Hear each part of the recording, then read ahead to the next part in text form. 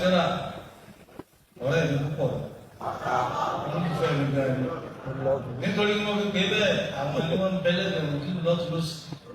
tí wọ́n mójú tálá àti àlọ́sàn àti lóru àmọ́ wa ò níjọba ìwà kí bàbá àti ìsọ̀sùn pé nígbà ìjọ yẹn bóyá bàbá ránṣẹ́ títì àwa kan wọlé pé a ti firi ẹbí tá a ti ṣe láì àwa la ṣe láì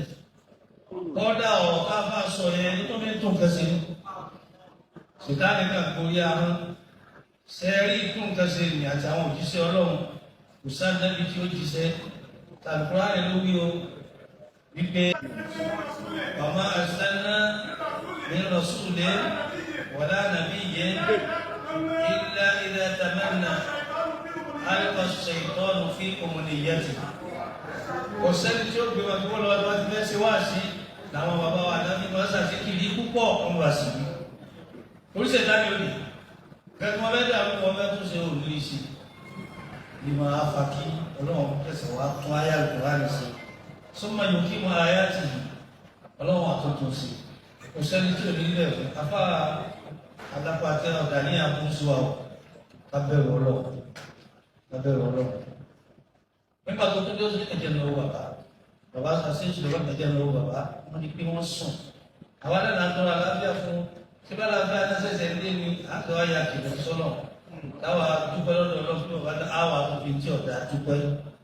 ẹ̀dá kan èmi ní sọ̀rọ̀ dàáwó lọ́gbọ̀n nígbà fẹ́lá láti sọ sitani lu kọfẹ jẹ agbábẹ mọríkàsì ni o ráyè mímọ ni gbogbo ayé àwọn Ọlọ́run ṣe ẹni Ọlọ́run ṣe dání máa ń dáadáa títí dé mọkàsì mọdúnà ṣé kò sẹrẹ lọ àdáni dọkọ dáa ọlọ́pàá ànábì lè ní gẹrẹ tọlọ tọlọ ọlọ́pàá Jésù náà lè ní ojú ẹ nìkan wá dídá ó sì pa Mósè ní wọn lọ táwa ìgbẹ ọfọkọ ànábì náà ti sọ pé ìjọ Mùsá ẹfutálàkà ti ń lẹ ọgbọgbọ ìwáhì Mùsá báyìí náà fẹẹ kà. افترقت النصارى ب72 فرقة وستفترق هذه الأمة إلى 73 فرقة. الأصوات الملاوى جعل الحق على الباطل. كانوا يرون الدعاء كل يوكا مبادوني ولا يجاتي وقداتي ومنافقي وتعبوجي دعاء يولا سيدا. báwọn bàbá wa lójú wọn ti dá owó lójú tí wọn náà tẹ̀lé wọn ó sì dá ẹni lókun púpọ̀ wọn fi lé ìwọ̀n gbogbo yìí. Àfáàwà Abubakar Agbájá iṣẹ́ gidigidi ní ṣe àtàfáàwà Akínwùmí àtàfáàwà Adéwọ̀lú gbogbo àwọn afáà yìí ní kájáde ká sọ kálẹ̀ kò ní sùn àtẹni tí ń bọ̀ wá ọmọ Nóòrù àtolólùfẹ́ Nóòrù àtọkùnrin àtọkùnrin ẹjẹ́ àjọpọ̀ kan kí nǹkan ọ̀dà kọ́mọ́bàjẹ́.